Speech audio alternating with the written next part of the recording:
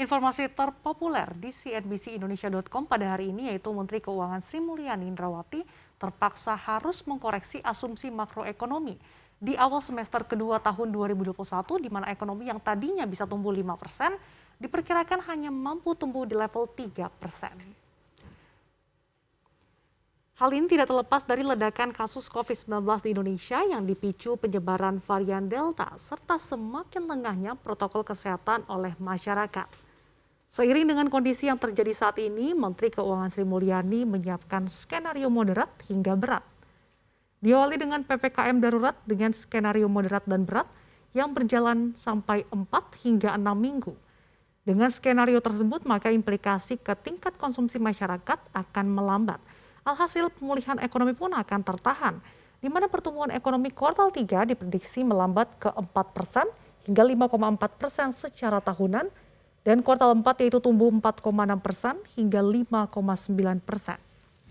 Sri Mulyani mengakui skenario yang lebih berat tentu bisa saja terjadi. Sementara itu, Global Markets Economist Maybank Indonesia Myrdal Gunarto mengungkapkan jika lonjakan penularan kasus COVID-19 terus menembus di atas 40.000 orang per hari, maka memang pemerintah harus membuat skenario PPKM darurat lanjutan. Alhasil jika PPKM darurat dilanjutkan 4 hingga 6 minggu, maka otomatis pertumbuhan ekonomi pada kuartal 3 2021 akan melambat yaitu di level 2 hingga 4%.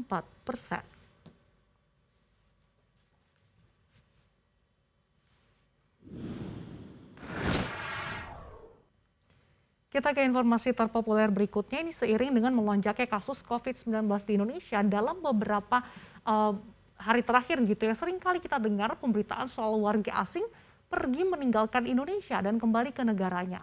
Ternyata bukan hanya warga asing loh, warga lokal pun dikabarkan juga pergi meninggalkan tanah air. Salah satu alasannya untuk mendapatkan suntikan vaksin di Amerika Serikat.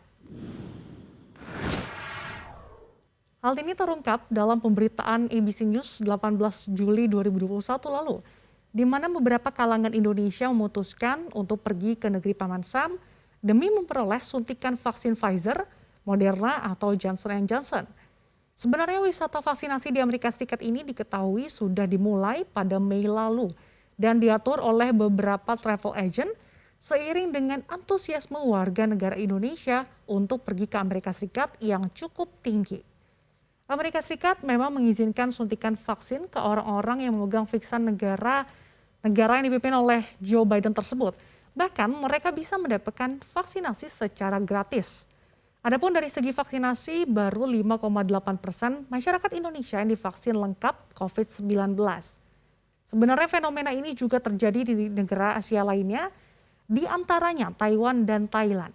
Dilansir dari ABC News, warga Taiwan beramai-ramai datang ke Guam, sebuah pulau kecil teritori Amerika Serikat untuk mendapatkan vaksin.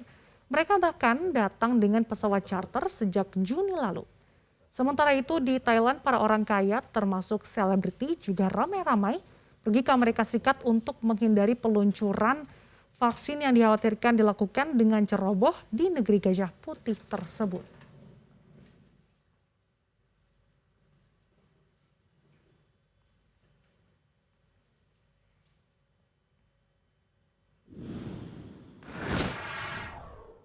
Kita ke informasi terpopuler berikutnya, yaitu sebuah penelitian dari Indian Council of Medical Research atau ICMR menunjukkan bahwa 86% orang yang sudah divaksin kemudian terinfeksi COVID-19 adalah karena varian Delta.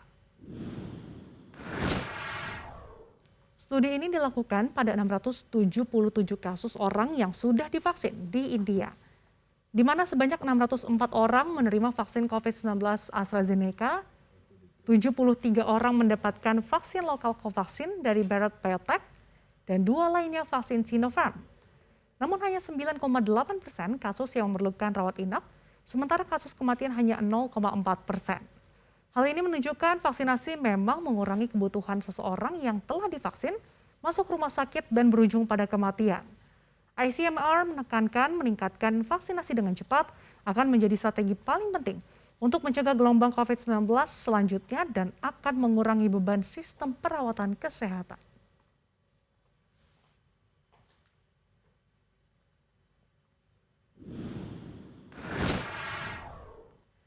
Beralih ke berita terpopuler yang terakhir pada hari ini, itu beberapa waktu lalu ada sebuah video yang beredar ya di media sosial yang menunjukkan seseorang memegang satu blister obat oseltamivir dan mengatakan ia mengalami pusing serta muntah.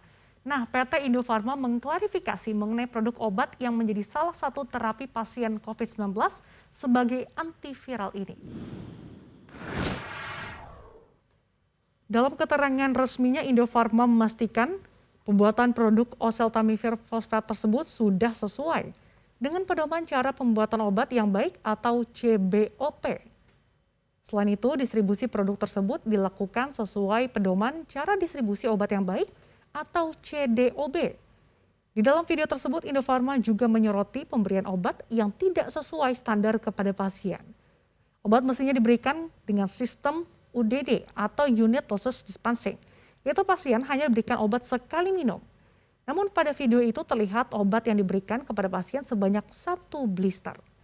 Indofarma menambahkan, semua obat yang sudah mendapatkan persetujuan BPOM tetap memiliki efek samping yang sudah dicantumkan pada brosur kemasan.